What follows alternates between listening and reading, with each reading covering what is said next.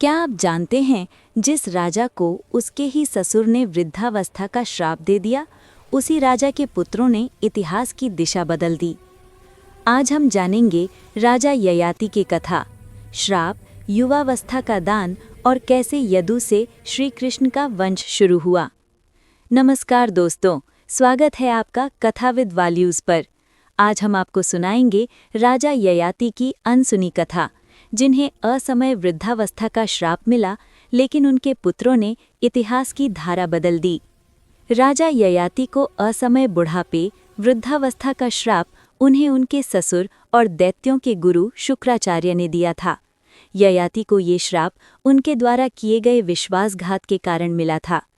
ययाति का विवाह शुक्राचार्य की पुत्री देवयानी से हुआ था।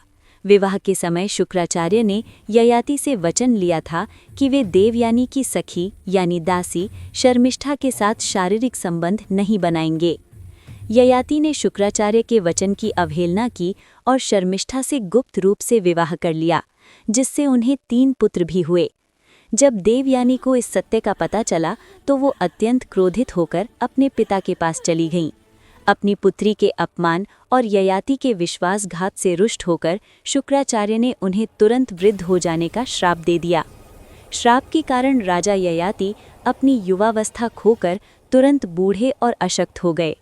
जब ययाति ने क्षमा मांगी तो शुक्राचार्य ने दया दिखाते हुए कहा कि यदि उनका कोई पुत्र स्वेच्छा से अपनी जवानी उन्हें दे दे तो वे पुनः युवा हो सकते हैं।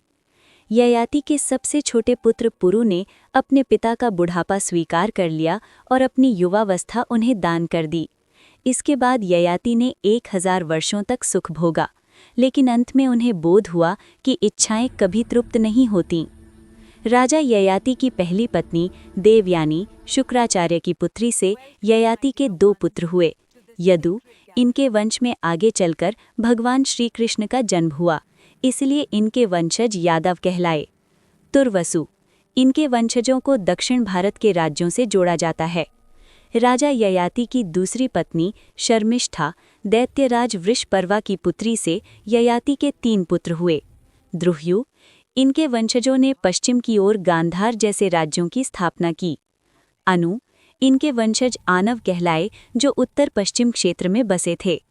पुरु, ये ययाति के सबसे छोटे पुत्र थे। इन्होंने ही अपने पिता को अपनी युवावस्था दान दी थी।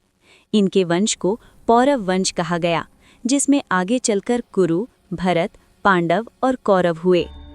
अगर आपको ये कहानी पसंद आई तो वीडियो को लाइक करें, कमेंट में बताएं कि आपको कौन सा पुत्र सबसे दिलचस्प लगा और चैनल को सब्सक्राइब करना ना भूलें। और हाँ, बेल आइकन दबाएं ताकि ऐसी और भी अनसुनी कहानियाँ आप तक पहुँचें।